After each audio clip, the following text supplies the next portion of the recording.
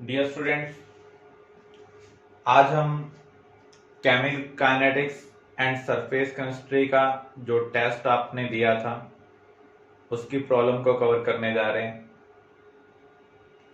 First question, for a reaction 2NH3 N2 3H2 आपको दिया हुआ है rate of disappearance of ammonia K1NH3, rate of appearance of dinitrogen K2NH3, rate of appearance of H2 K3NH3। इस information का use करते हुए हमें K1, K2 और K3 के बीच में रिलेशनशिप निकालनी है। तो यहां पर आपको पता है किसी भी रिएक्शन के लिए रेट ऑफ अपीयरेंस और डिसअपीयरेंस से कैसे रिलेटेड है। जो भी कोएफिशिएंट होता है उससे हम डिवाइड करते हैं रेट ऑफ डिसअपीयरेंस और अपीयरेंस को।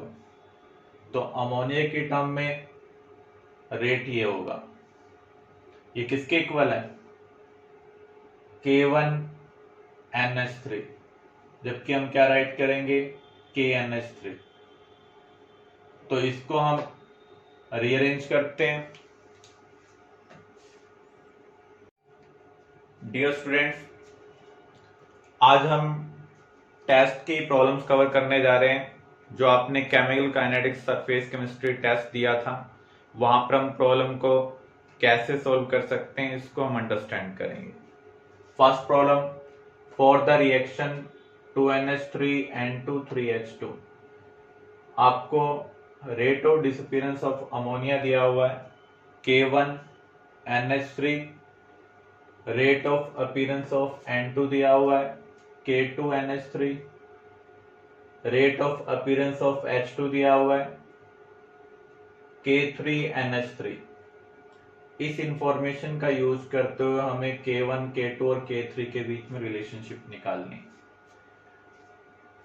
तो रेट ऑफ रिएक्शन को हम रेट ऑफ अपीयरेंस और डिसअपीयरेंस से रिलेट कर सकते हैं यूजिंग दिस इक्वेशन। तो जो भी कोएफिशिएंट दिया होगा उसको हम यूज करेंगे रेट ऑफ अपीयरेंस और डिसअपीयरेंस को डिवाइड करने के लिए, तब वो किसके इक्वल होगा, रेट ऑफ रिएक्शन के इक्वल होगा। तो यहां पर अमोनिया की फॉर्म में रेट किसके इक्वल है, rate of disappearance of ammonia, coefficient यहां पर क्या है 2, इसलिए हम 2 से डिवाइड कर रहे हैं। वैसे रेट क्या होगा, KNH3 होगा। तो यहां पर हम इसको रिलेट करेंगे इसके साथ। तो लेफ्ट साइड में यहां पर क्या दिया हुआ है, DNH3/dt, तो इसको रीअरेंज करेंगे तो माइनस DNH3/dt क्या होगा, 2 इधर शिफ्ट कर रहे हैं तो 2KNH3। अब आप इन दोनों को कंपेयर करें तो यहां पर आप क्या देख रहे हैं, जो 2K है वो K1 के इक्वल है। इसका मीनिंग K क्या होगा, K1/2 होगा। ऐसे ही सेकंड केस में dN2/dt कोएफिशिएंट 1 है तो ये किसके इक्वल है, KNH3। This is rate of reaction. तो यहां पर अगर आप इन दोनों को कंपेयर करते हैं तो K किसके इक्वल है, K2 के इक्वल है। हाइड्रोजन के टर्म में देखें तो 1/3 DH2/dt, क्योंकि यहाँ पर कोएफिशिएंट 3 है ये रेट के इक्वल होगा। तो रेट क्या है, KNH3। तो यहाँ पर DH2/dt क्या होगा, 3KNH3। तो अब आप इसका कंपैरिजन इसके साथ करें, K3 आपको क्या मिल रहा है, 3K के इक्वल मिल रहा है। इसका मीनिंग K किसके इक्वल होगा, K3/3 के इक्वल होगा। तो तीनों केस में हम K को रिलेट कर चुके हैं K1 के साथ, K2 के साथ एंड K3। तो यहां पर K1/2 किसके इक्वल है, K2 के इक्वल है। K2 किसके इक्वल है, K3/3 के इक्वल है। तो यहां पर तीनों जगह ये K आ रहा है, तो हमने इन तीनों को इक्वेट कर लिया। रिलेशनशिप को हम ऑब्टेन करेंगे तो फाइनल रिलेशनशिप आपको ये मिलेगी। क्लियर। सेकंड प्रॉब्लम,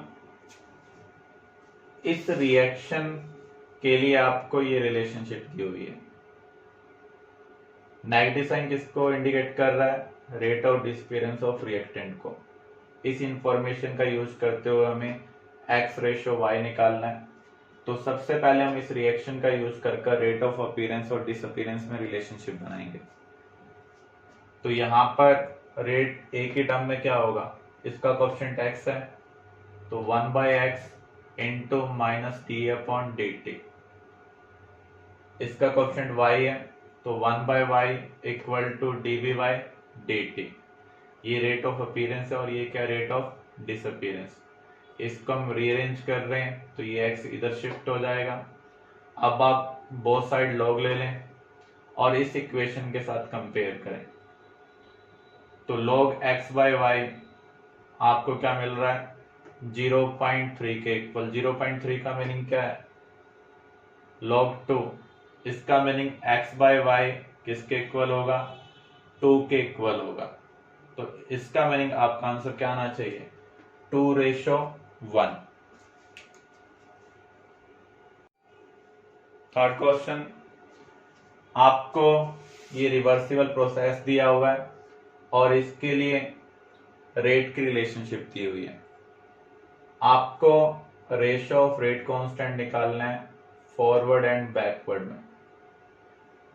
जो ratio of forward rate constant to backward rate constant होता है उसे हम क्या बोलते हैं? Equilibrium constant. और इक्विलिब्रियम कांस्टेंट में किसी भी स्पीशीज की कॉन्सेंट्रेशन विद टाइम चेंज नहीं होती है। इसका मीनिंग जो रेट होना चाहिए वो क्या होना चाहिए? 0 होना चाहिए। तो यहाँ पर इसको आप 0 के इक्वल इक्वेट करेंगे और इक्विलिब्रियम कांस्टेंट इस रिएक्शन के लिए क्या होगा? Product species concentration upon reactant species concentration. जो भी कोएफिशिएंट है वो पावर होंगे। तो यहाँ पर इसको आप 0 के इक्वल पुट करेंगे और इस फॉर्म में कन्वर्ट कर देंगे। तो जो भी आपको वैल्यू मिलेगी यहां से वो आपका आंसर होगा।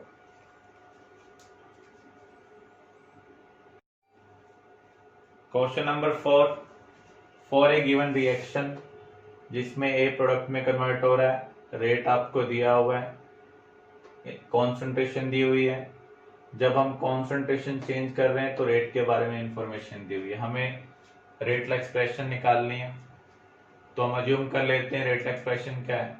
Rate proportional to concentration of A power N, क्योंकि यहाँ पर ए रिएक्टेंट है। तो पहले केस में रेट आपको क्या दिया हुआ है? 1 इंटू 10 पावर एज टू -4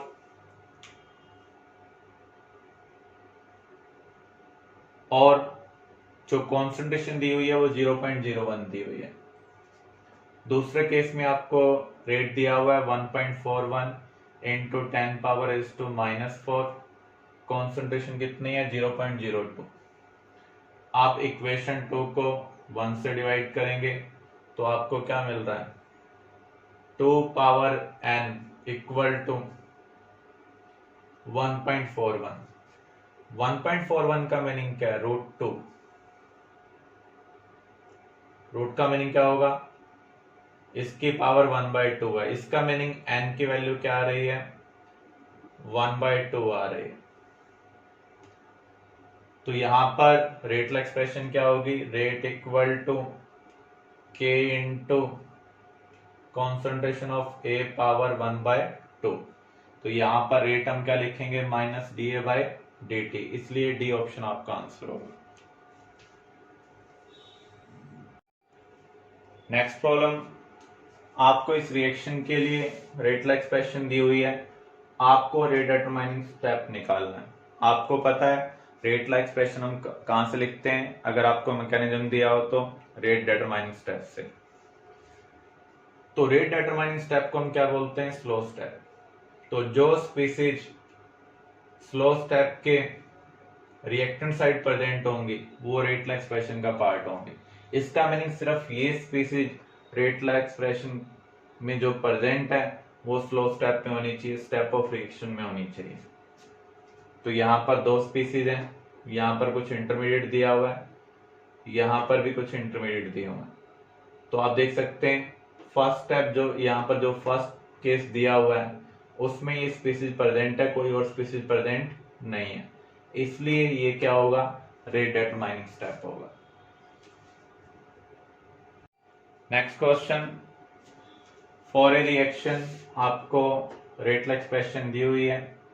अगर ये कह रहा है कि रेट एक्सप्रेशन ये हो जाए तो ऑर्डर क्या होगा। अगर आप इन दोनों को कंपेयर करते हैं तो आप देख रहे हैं यहाँ पर ए वाली टर्म भी मिसिंग है, बी वाली टर्म भी मिसिंग है। जो मिसिंग टर्म होंगे उसकी पावर क्या होगी, 0। इसका मीनिंग ये पावर 0 होनी चाहिए, पावर भी क्या होनी चाहिए, 0 होनी चाहिए। ऑर्डर क्या होता है, sum of power in rate expression. तो यहाँ पर सम ऑफ पावर क्या है, 0, इसलिए आपका आंसर क्या होगा, 0 होगा।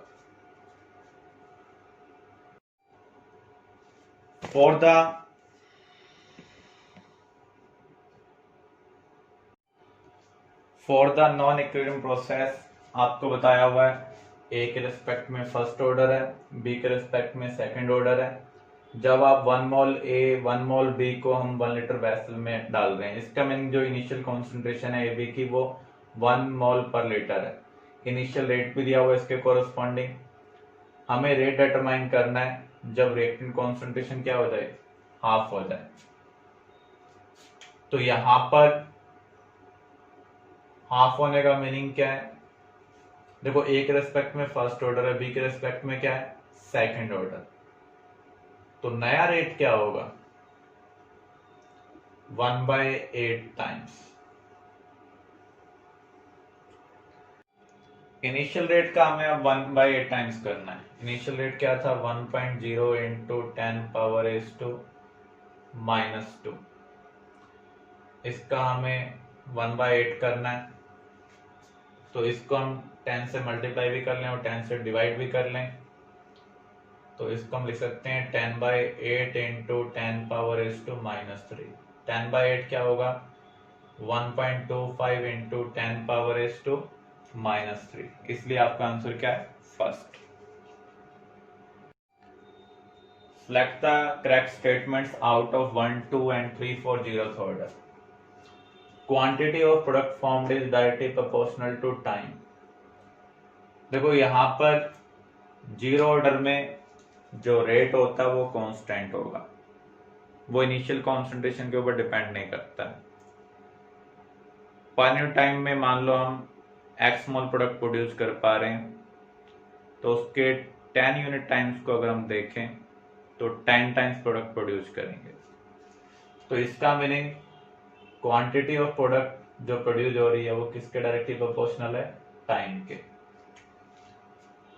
जितनी ज्यादा इनिशियल कॉन्सेंट्रेशन होगी उतना ज्यादा हाफ लाइफ टाइम होगा। आपने 0 ऑर्डर के लिए पढ़ा था टी हाफ क्या होता है, A0/2K। तो जितनी ज्यादा इनिशियल कॉन्सेंट्रेशन है उतना ज्यादा क्या है, हाफ लाइफ टाइम। अगर हम 50% ऑफ रिएक्शन को 100 मिनट के अंदर कंप्लीट कर रहे हैं तो 75% रिएक्शन 150 मिनट में होगी। देखो 100 से 50 जाने पर इसका जो हाफ लाइफ टाइम दिया हुआ है वो कितना दिया हुआ है, 100 मिनट दिया हुआ है। 0 ऑर्डर के लिए आपको पता है half life time initial concentration के डायरेक्टली प्रोपोर्शनल है। अगर इनिशियल कॉन्सेंट्रेशन हाफ हो रही है अगले स्टेप के लिए तो हाफ लाइफ टाइम भी क्या हो जाएगा, हाफ हो जाएगा। तो पहले हाफ लाइफ टाइम 100 था तो अब क्या हो जाएगा, 50 मिनट। तो 75% कंप्लीशन का मीनिंग क्या है, 2 बार हाफ लाइफ टाइम, 100 से 50, 50 से 25। तो टोटल टाइम कितना लग रहा है, 150। तो यहाँ पर आप देख सकते हैं तीनों स्टेटमेंट करेक्ट हैं, इसलिए फोर्थ ऑप्शन आपका आंसर होगा। Question number 9, if A is initial concentration of reactant and A minus X is present concentration at time t for first order reaction, तो इनमें से कौन सी रिलेशनशिप करेक्ट है, हमें ये आइडेंटिफाई करना है। फर्स्ट ऑर्डर के लिए आपने पढ़ा था A equal to A0 into e power minus KT। A minus x इससे बिलोंग कर रहा है क्योंकि ये प्रेजेंट कॉन्सेंट्रेशन, और ये क्या है, इनिशियल कॉन्सेंट्रेशन जिसको हम ए से रिप्रेजेंट कर रहे हैं। अब हम इसको रीअरेंज करेंगे तो x को हम इधर शिफ्ट कर रहे हैं, ए वाले टर्म को इधर शिफ्ट कर रहे हैं। तो आप देख सकते हैं यहाँ पर ए कॉमन आ रहा है, तो रिलेशनशिप क्या मिलेगी, x equal to A into 1 minus e power minus K T. तो ये चीज सेटिस्फाई हो रही है। अब देखिए ये जो थर्ड है ये भी फर्स्ट ऑर्डर की अदर फॉर्म है। सेकंड केस को हम देखते हैं। जो प्रेजेंट कॉन्सेंट्रेशन है वो इनिशियल कॉन्सेंट्रेशन का 1/2 का y टाइम्स है, और यहां पर जो y है वो क्या है, number of half life times. मान लीजिए हम फर्स्ट हाफ लाइफ टाइम की बात कर रहे हैं, तो प्रेजेंट कॉन्सेंट्रेशन क्या होगी, इनिशियल का हाफ। 100 से आप 50 पर जा रहे हैं, तो इसका मीनिंग a से a/2, फर्दर 25 पर गए तो a/4, फर्दर 12.5 पर गए, इसका हाफ कर रहे हैं, तो इसका मीनिंग अब जो प्रेजेंट कॉन्सेंट्रेशन होगी वो a/8 होगी।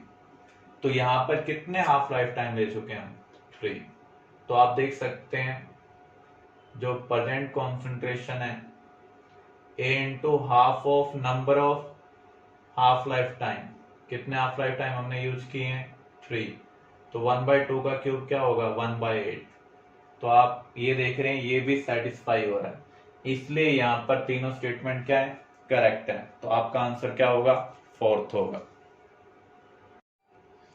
Question 10th, A reaction of first order completed 90% in 90 minutes. आपको टाइम निकालना है जिसमें रिएक्शन 50% कंप्लीट हो जाए। फर्स्ट ऑर्डर के लिए आपको ये रिलेशनशिप पता है, 90% कंप्लीशन का मीनिंग क्या है, प्रेजेंट कॉन्सेंट्रेशन 10 होगी इन कंपेरिजन टू इनिशियल। तो जब भी परसेंटेज दिया हो तो इनिशियल हम 100 जोन कर लेते हैं। इसके कोरस्पॉन्डिंग टाइम ड्यूरेशन आपको दिया हुआ है, प्रेजेंट कॉन्सेंट्रेशन क्या हो जाएगी, 10, क्योंकि 90% कंप्लीशन है। This is first equation. ऐसे 50% कंप्लीशन के लिए हमें टाइम निकालना है, तो इसके अंदर हम a0 100 ले रहे हैं, तो प्रेजेंट कॉन्सेंट्रेशन क्या होना चाहिए, 50 होना चाहिए, क्योंकि 50% कंप्लीशन हुआ है।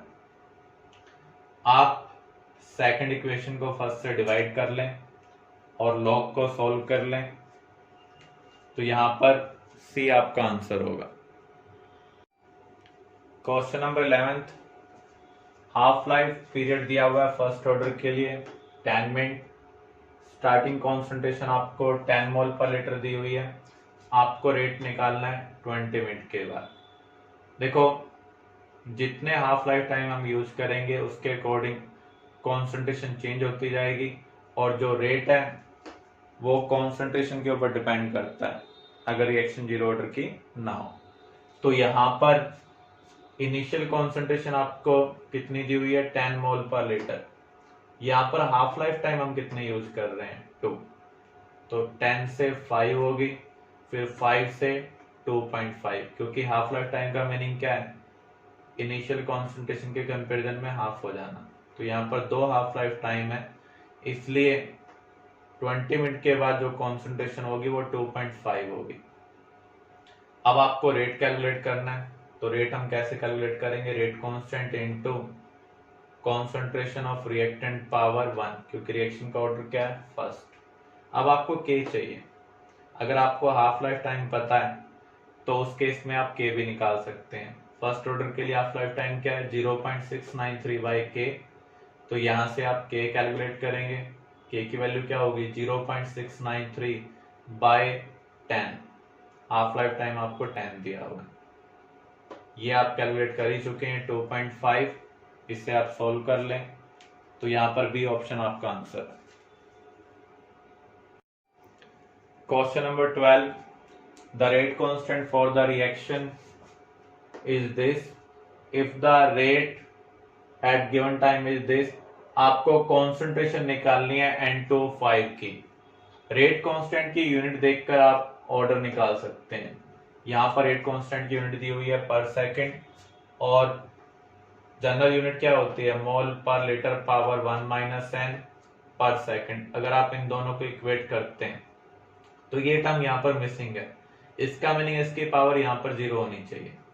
तो 1 माइनस एन अगर आप 0 के इक्वल पुट करेंगे तो n की वैल्यू आपको क्या मिल रही है 1। इसका मीनिंग रिएक्शन का ऑर्डर क्या होगा फर्स्ट ऑर्डर के लिए रेट एक्सप्रेशन क्या होगी, rate equal to K into concentration of reactant power 1। तो यहां पर आपको रेट कांस्टेंट पता है, रेट गिवन है, कॉन्सेंट्रेशन कैलकुलेट कर लें।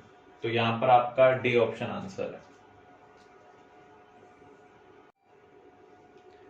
Acidic hydrolysis of ester is first order reaction और रेट कांस्टेंट की एक्सप्रेशन आपको ये दी हुई है जिसकी हम डेरिवेशन भी ऑलरेडी कर चुके हैं। तो यहां पर V0, Vt और V इंफिनिटी आपको दिया हुआ है, volume of NaH required to neutralize acid present at that time. अगर 50% एस्टर हाइड्रोलाइज हो रहा है तो कौन सी रिलेशनशिप वैलिड होगी। तो जब हम एस्टर का हाइड्रोलाइसिस करते हैं in the presence of acid as a catalyst तो वो किसको फॉलो करता है, फर्स्ट ऑर्डर को। आपको मिलता है कार्बोक्सिलिक एसिड प्लस अल्कोहल। अगर हम टाइम t इक्वल टू 0 पर NaOH डालेंगे न्यूट्रलाइजेशन के लिए तो उस केस में ये तो प्रोड्यूस ही नहीं हुआ है। इसका मीनिंग कार्बोक्सिलिक एसिड का जो अमाउंट है वो यहाँ पर क्या है 0। इसका मीनिंग न्यूट्रलाइजेशन में इसका कोई रोल नहीं है। न्यूट्रलाइज कौन हो रहा है, H plus as a catalyst. तो H प्लस कैटालिस्ट किससे रिलेटेड है, V0 से। अगर हम टाइम t को कंसिडर करें तो उस केस में एस्टर का कुछ अमाउंट कंज्यूम होगा। तो यहां पर जो वॉल्यूम ऑफ NaOH यूज्ड है वो किसके ऊपर डिपेंड कर रहा है, acid as catalyst plus carboxylic acid produced at that time. मान लीजिए X प्रोड्यूस हुआ है। अगर आप रिएक्शन को ध्यान से देखें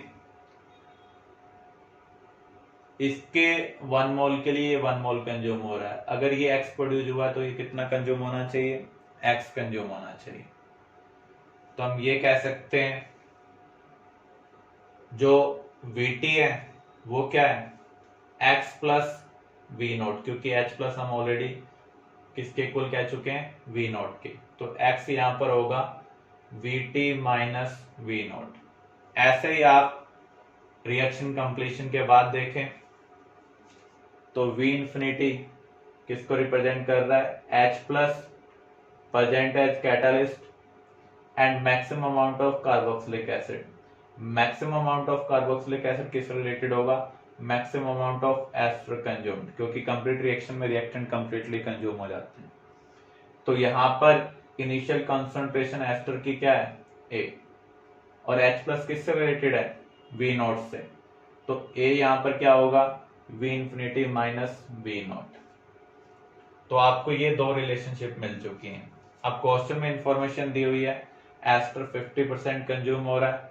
इसका मीनिंग जो प्रेजेंट कॉन्सेंट्रेशन है वो इनिशियल का हाफ हो जाएगी। तो हम x की वैल्यू क्या पुट करेंगे, a/2। तो आपको a क्या मिल रहा है, 2 इंटू Vt माइनस V0। अब आप इन दोनों को इक्वेट कर लें और रिलेशनशिप फाइंड आउट कर लें। क्वेश्चन नंबर 14 सिमिलर अप्रोच से सॉल्व होगा, तो इसको आप सॉल्व करें।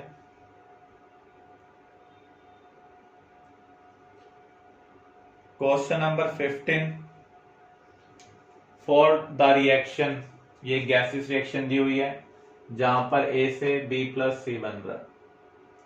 इसके लिए रेट ला एक्सप्रेशन दी हुई है। ये फर्स्ट ऑर्डर को फॉलो कर रहा है क्योंकि कॉन्सेंट्रेशन ऑफ A की पावर क्या दी हुई है, 1।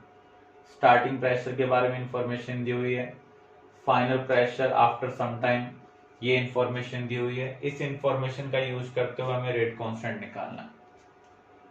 तो ये गैसेस रिएक्शन है, एक कंटेनर के अंदर सभी रिएक्टेंट प्रोडक्ट प्रेजेंट होंगे। जो कंटेनर का प्रेशर होगा वो सभी के पार्शियल प्रेशर का सम होगा। इनिशियली प्रोडक्ट बने ही नहीं है, तो जब इनके नंबर ऑफ मोल्स 0 होंगे तो इनका प्रेशर में कंट्रीब्यूशन भी क्या होगा, 0। तो इनिशियली जो भी प्रेशर है वो रिएक्टेंट से बिलोंग कर रहा है। विद टाइम रिएक्टेंट कंज्यूम हो रहे हैं। आफ्टर 10 मिनट्स मान लीजिए इसका प्रेशर x कम हो रहा है तो प्रेजेंट प्रेशर क्या होगा, 100 माइनस x। 1 से 1, तो अगर इसका प्रेशर x कम हुआ है तो इसका प्रेशर x इंक्रीज हो जाएगा। अगेन यहाँ पर भी आप देख सकते हैं, जब ये 1 कंज्यूम हो रहा है तो ये 1 प्रोड्यूस हो रहा है। अगर इसका प्रेशर x कम हुआ है तो इसका प्रेशर x बन जाना चाहिए। तो इन तीनों के प्रेशर का जो सम होगा वो कंटेनर के प्रेशर के सम के इक्वल होगा, 120 के इक्वल होगा। तो x की वैल्यू निकाल लें। अब फर्स्ट ऑर्डर के लिए रिलेशनशिप क्या है, k equal to 2.303/t log initial concentration upon present concentration. तो यहाँ पर हम कॉन्सेंट्रेशन की बजाय क्या लेंगे, इनिशियल प्रेशर। गैस के लिए प्रेशर और नंबर ऑफ मोल्स एक दूसरे के डायरेक्टली प्रोपोर्शनल है। तो इनिशियल प्रेशर इसका कितना है, 100। प्रेजेंट कितना है, 100 माइनस x आप ऑलरेडी कैलकुलेट कर चुके हैं। इसको पुट कर दें और इस इक्वेशन को सॉल्व कर लें, आपको रेट कांस्टेंट की वैल्यू मिल जाएगी।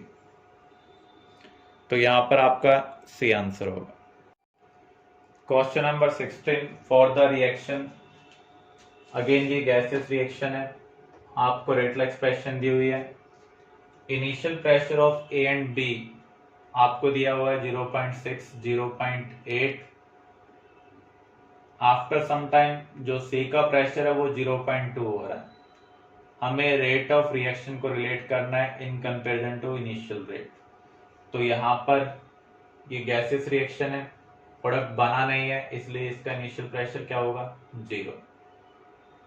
फर्दर आपको इंफॉर्मेशन दी हुई है, कुछ टाइम के बाद सी का जो प्रेशर है वो 0.2 हो गया। अगर आप रिलेशनशिप को ध्यान से देखें, अगर ये 1 प्रोड्यूस हो रहा है तो ये भी 1 प्रोड्यूस होगा। अगर इसका प्रेशर 0.2 है तो इसका भी क्या होगा, 0.2। अगर ये 1 प्रोड्यूस हो रहा है तो ये 1 कंज्यूम हो रहा है। अगर इसका प्रेशर 0.2 इंक्रीज हुआ है तो इसका 0.2 डिक्रीज होना चाहिए।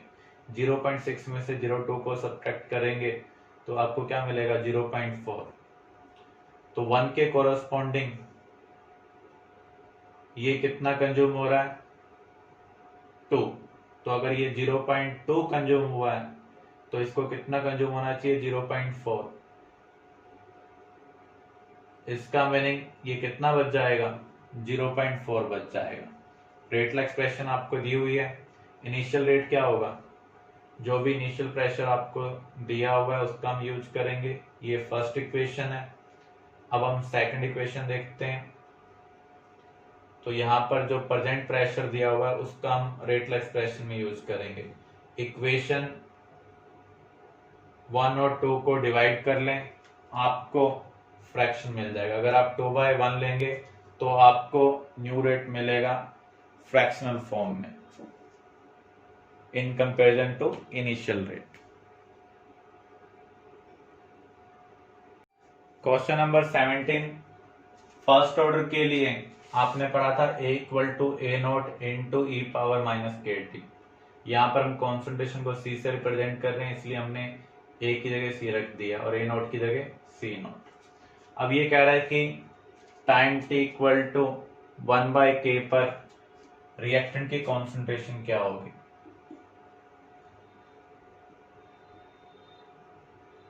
तो यहाँ पर k की जगह, t की जगह हम क्या रखेंगे, 1/k। तो k से k क्या हो रहा है, कैंसिल। तो e की पावर क्या आ रही है, -1।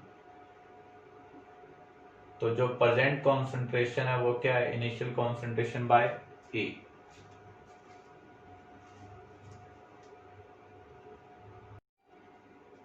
क्वेश्चन नंबर 18 आपको दो रिएक्शन दी हुई हैं, उनके कोरस्पॉन्डिंग आपको आर्हेनियस इक्वेशन दी हुई है।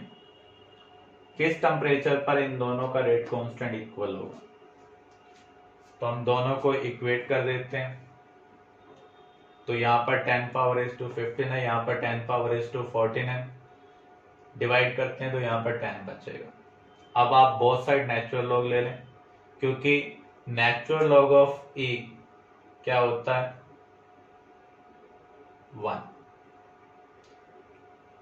तो log A इंटू बी क्या होगा, log A plus log B। जो पावर होती है वो नीचे आ जाती है, तो नेचुरल लॉग ऑफ E हमने क्या पुट कर दिया, 1। तो यहाँ पर ये पावर है, ये नीचे आ जाएगी, नेचुरल लॉग ऑफ ई क्या आ जाएगा, 1 आ जाएगा। तो इस टर्म को हम इधर शिफ्ट करते हैं, नेगेटिव से इधर जाकर ये पॉजिटिव हो जाएगी। तो ये आपको मिल रहा है 1000/t। नेचुरल लॉग ऑफ 10 क्या होगा, आपको ये ध्यान रखना है, नेचुरल लॉग ऑफ x क्या होता है, 2.303 times of base 10 log x। तो इसकी जगह हम लिख रहे हैं 2.303 बेस 10 log, वैल्यू क्या है यहाँ पर 10, इसलिए हमने यहाँ पर 10 लिख दिया। log 10 क्या होता है, 1। तो यहाँ पर t आपको क्या मिल रहा है, 1000/2.303। फोर्थ ऑप्शन आपका answer. Question number 19, in the presence of catalyst activation energy is lowered by 2 kilocalorie at 27 degree Celsius, hence rate will increase by। तो जब भी हम रेट कांस्टेंट की बात करेंगे और एक्टिवेशन एनर्जी से रिलेट करेंगे तो हमें आर्रहीनियस इक्वेशन यूज करनी है। वो क्या है, log k equal to log a minus EA upon 2.303R into 1/t। ये विदाउट कैटालिस्ट है, ये हमने फर्स्ट केस ले लिया। जब आप कैटालिस्ट ले रहे हैं तो उस केस में एक्टिवेशन एनर्जी डिक्रीज हो रही है। कितनी डिक्रीज हो रही है, 2 किलो कैलोरी। तो यहाँ पर उसको हमने कैलोरी में कन्वर्ट कर दिया। तो यहाँ पर के की जगह हमने क्या लिख दिया, के न्यू। तो यहाँ पर आप टेम्परेचर क्या लेंगे, केल्विन में। 27 डिग्री सेल्सियस का मीनिंग क्या है, 300 केल्विन। आर की वैल्यू क्या पुट करेंगे, 2। अब आपको क्या करना है, इक्वेशन 1 में से 2 को सब्ट्रैक्ट करना है। log a से log a क्या हो जाएगा, कैंसिल हो जाएगा। आपको मिलेगा log k new minus log k equal to, ये माइनस वाली टर्म है, ये प्लस हो जाएगी और ये आपको ऐसी रखनी है।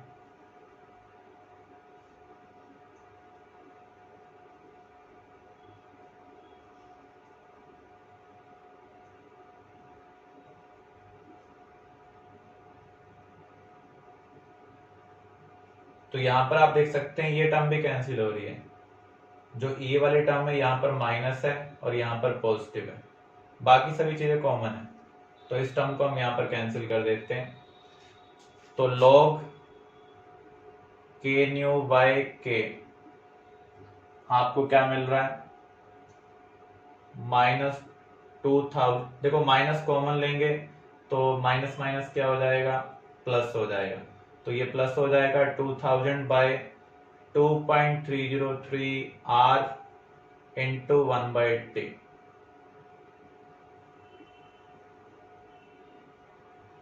तो यहां पर आप t की वैल्यू पुट करें, r की वैल्यू पुट करें। तो r की वैल्यू कितनी है, 2।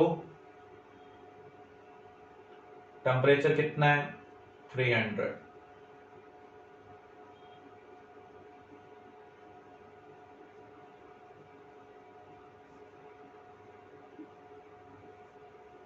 अब आपको एंटी लॉग लेना पड़ेगा। 10/6.9 क्या होगा,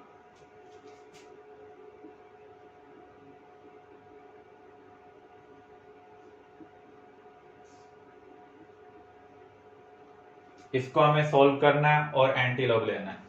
या दूसरा तरीका ये है, जो राइट साइड वाली टर्म है वो 10 की पावर में चली जाएगी, अगर इधर क्या है, बेस 10 log है। तो इसको सॉल्व कर लेंगे, आपको आंसर मिल जाएगा। क्वेश्चन नंबर 20, इनमें से कौन सी रिलेशनशिप करेक्ट है। तो यहाँ पर जो t 75% है वो 3 टाइम्स t 50% दिया हुआ है। t 75% का मीनिंग क्या होगा, 75% कंज्यूम करना, 25 तक जाना। 100 से 50 जाएंगे तो एक लाइफ टाइम, 50 से 25 जाएंगे तो सेकेंड हाफ लाइफ टाइम। तो पहली रिलेशनशिप इनकरेक्ट है। अब यहाँ पर वेरीफाई करते हैं।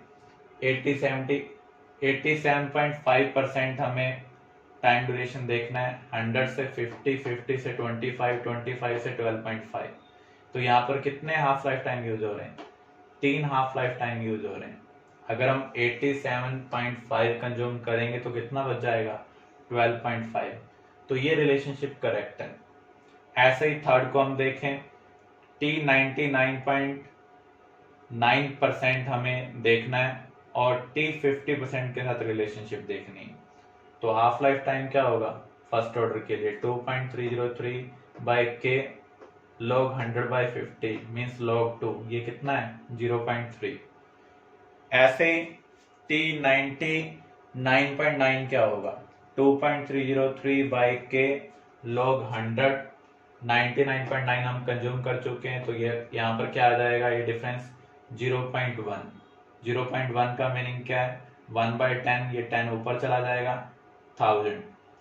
तो यहाँ पर log 1000 का मीनिंग क्या है? log 10⁻⁻3। 3 log 10, log 10 1 होता है, तो यहाँ पर हमने 3 लिख दिया। तो अगर आप इन दोनों का कंपैरिजन करते हैं, 0.3 के कंपैरिजन में 3 क्या है? 10 टाइम्स है। इसलिए हम कह सकते हैं T 99.9% 10 टाइम्स है हाफ लाइफ टाइम के। एवरेज टाइम क्या होता है? 1/रेट कांस्टेंट। तो यहाँ पर जो हाफ लाइफ टाइम है वो क्या होता है? 0.693/k। तो ये रिलेशनशिप यहाँ पर सेटिस्फाई नहीं हो रही है, तो इसलिए आपका आंसर क्या आएगा? B. The order of volume of gases adsorb by 1 gram of charcoal at 300 kelvin. जिस गैस की जितनी ज्यादा पोलैरिटी होगी, जितने स्ट्रॉन्ग अट्रैक्टिव फोर्स होंगे, उतना ज्यादा उसका एडजॉर्प्शन होगा। अमोनिया पोलर है, ये दोनों नॉन पोलर है।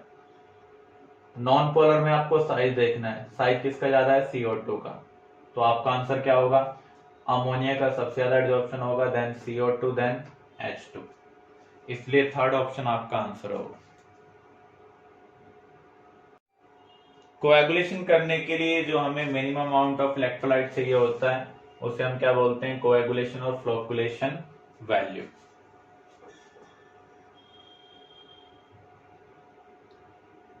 हार्डी-शूल लॉ के अकॉर्डिंग हम गोल्ड नंबर की कोई बात नहीं करते हैं। डिस्पर्स फेज, डिस्पर्शन मीडियम, इसके रिगार्डिंग भी हम कोई डिस्कशन नहीं करते हैं। माइसेल के रिगार्डिंग भी हम कोई डिस्कशन नहीं करते हैं। ये क्या कहता है? जिन आयन के पास अपोजिट चार्ज होगा in comparison to colloidal particle, वो कोएगुलेशन करने के लिए रिस्पॉन्सिबल है। तो इससे कौन सी स्टेटमेंट रेलेवेंट है? फोर्थ।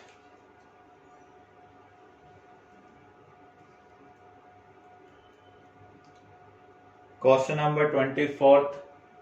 गोल्ड नंबर आपको दिया हुआ है प्रोटेक्टिव क्लोराइड का। जितना कम गोल्ड नंबर होता है उतनी ज्यादा प्रोटेक्टिव पावर होगी। तो सबसे कम गोल्ड नंबर किसका है? बी का, उसके बाद ए का, देन सी, और सबसे ज्यादा है डी का। तो प्रोटेक्टिव पावर का ऑर्डर क्या होगा? बी, ए, सी, डी। सेकंड ऑप्शन आपका यहां पर आंसर है।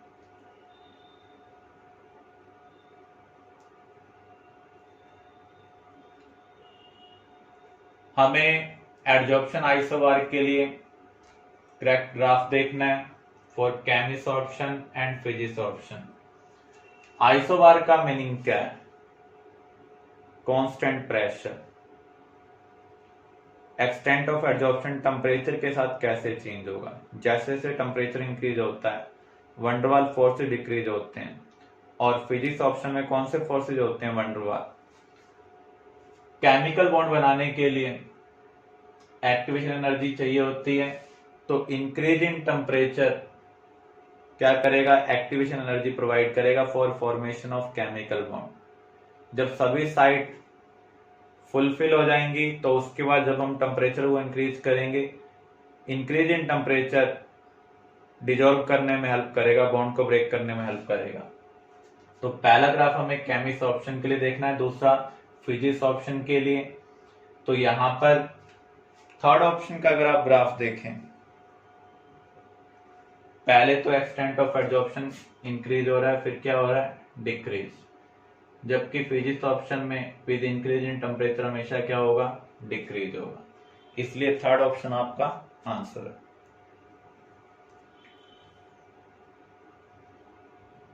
Question number 28, lyophilic salts are more stable than lyophobic, क्योंकि वहां पर डिस्पर्स्ड एंड डिस्पर्शन दोनों में एफिनिटी होती है, अट्रैक्शन होता है।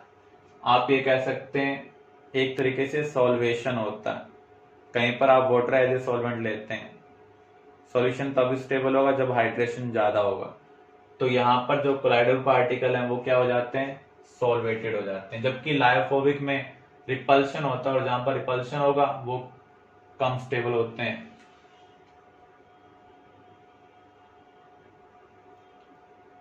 ट्वेंटी सेवेंथ, मिल्क और कोल्ड क्रीम दोनों इमल्शन है। मिल्क क्या है, ऑयल इन वाटर इमल्शन है, क्योंकि यहाँ पर वाटर एक्सेस है। जब आप इसका डाइल्यूशन करते हैं तो ये डाइल्यूट हो जाता है। Cold cream water in oil type emulsion है। तो यहां पर दोनों स्टेटमेंट करेक्ट है।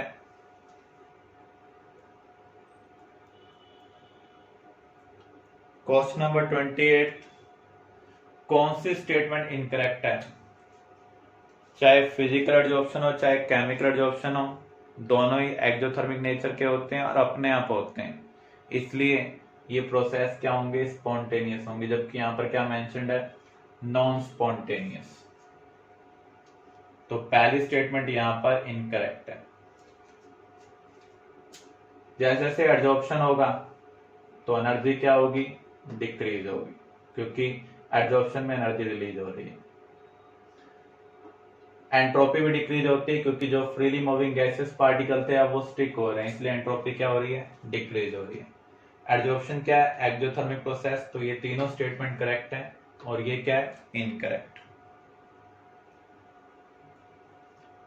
क्वेश्चन नंबर 29, अगर हम मोनोलेयर एडजॉर्प्शन को कंसिडर करें तो आपने स्टडी किया था x/m P के डायरेक्टली प्रोपोर्शनल होता है लो प्रेशर पर। हाई प्रेशर पर इंडिपेंडेंट होता है जब हम सैचुरेशन प्रेशर को कंसिडर करते हैं। इंटरमीडिएट प्रेशर पर वो 1/n के साथ रिलेटेड होगा, यानी जितने पार्टिकल अप्रोच कर रहे हैं सभी एडजॉर्ब नहीं हो पाएंगे, कुछ एडजॉर्ब हो पाएंगे। तो लो प्रेशर पर आप देख सकते हैं ये पी के डायरेक्टली प्रोपोर्शनल है। मॉडरेट पर पी के डायरेक्टली प्रोपोर्शनल तो है लेकिन उससे कम होगा, जो पावर है ये 1 से कम हो रही है, रूट टाइप का केस आ रहा है। हाई प्रेशर पर क्या होगा, इंडिपेंडेंट होगा। तो हमें यहाँ पर इनकरेक्ट स्टेटमेंट आइडेंटिफाई करनी है। फोर्थ पर अगर हम देखें, हाई प्रेशर पर भी ये डायरेक्टली प्रोपोर्शनल कह रहा है और मोर देन कह रहा है, यानी पावर 1 से ज्यादा होगी। तो जो कि ये जो स्टेटमेंट है ये क्या है, इनकरेक्ट है। तो इसलिए डी ऑप्शन आपका answer. Question number 30, enzyme biological catalyst है, लेकिन अगर हम हैवी मेटल का यूज करते हैं तो ये पॉइजन हो जाएंगे। एंजाइम अपना स्पेसिफिक फंक्शन परफॉर्म कर सकते हैं। इनका बिग मॉलिक्यूलर साइज है, 10,000 यूनिट मास है। तो जिनका मॉलिक्यूलर मास बहुत ज्यादा होता है वो सॉलिड स्टेट में एग्जिस्ट करते हैं, और जो सॉलिड कैटालिस्ट होंगे वो हेट्रोजीनियस होंगे। जो एंजाइम है वो नॉर्मल टेम्परेचर रेंज में फंक्शन करते हैं, हाई टेम्परेचर रेंज में नॉर्मली वो फंक्शन नहीं करते हैं। जो एंजाइम होते हैं उनके पास कोई एक्टिव साइट नहीं होती है, सबस्ट्रेट के पास एक्टिव साइट होती है। अगर एंजाइम की शेप उनकी कॉम्प्लीमेंट्री होगी तो ये उसमें फिट हो जाएंगे, अदरवाइज उसके लिए फंक्शन नहीं करेंगे। तो यहाँ पर जो करेक्ट स्टेटमेंट है वो क्या है, सेकंड है।